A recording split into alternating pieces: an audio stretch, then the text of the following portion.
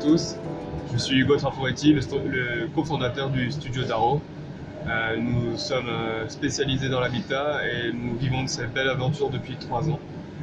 On dessine du mobilier, du luminaire et de la décoration pour des marques, et moi je suis Samuel, en charge justement du marketing et du business du studio.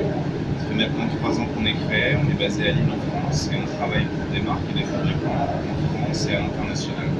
Ça fait maintenant plus d'1 an qu'on travaille avec TBA. On a commencé en juin l'année dernière à dessiner des produits, et en fait cette volonté de s'internationaliser, TBA a choisi de travailler avec des designers français pour mieux appréhender le marché européen, et de notre côté on avait une volonté de justement aller davantage vers des pays qui sont très forts dans la production.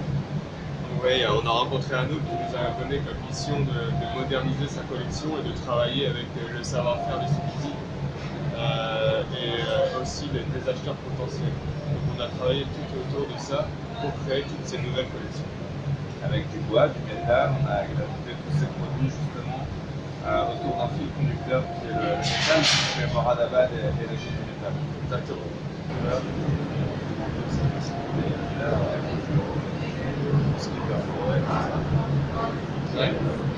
Pour la chambre, c'est le jeu. D'ailleurs, pour aller plus loin sur la chambre, on pourrait faire des lits. Qu'est-ce que tu en penses? Je pense qu'il faut d'autres symboles.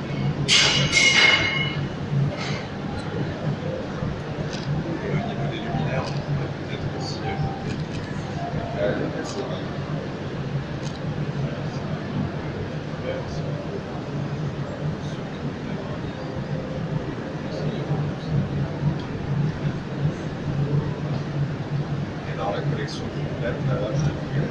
Alors sur cette collection qu'on a appelée trompette, puisqu'en fait les pieds en métal nous font penser à cet instrument, on a justement ajouté une texture qui vient tourner légèrement et créer un jeu de dynamique.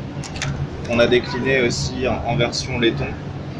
On retrouve justement sur l'ensemble de la collection. Et cette petite touche de métal, encore une fois, on la retrouve sur les poignées de nos meubles.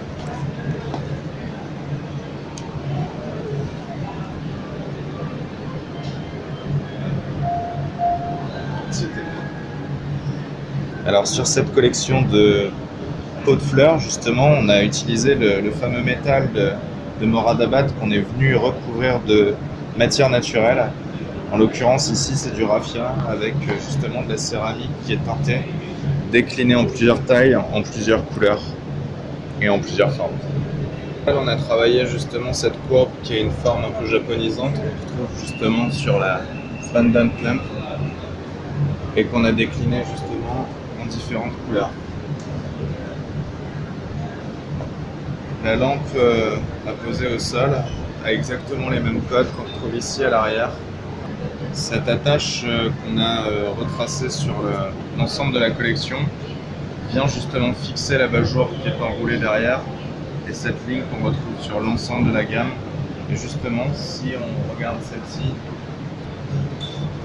ici sur la pendant, on retrouve justement la forme qui était présente sur l'ensemble de la collection, et on a décliné la couleur en vert.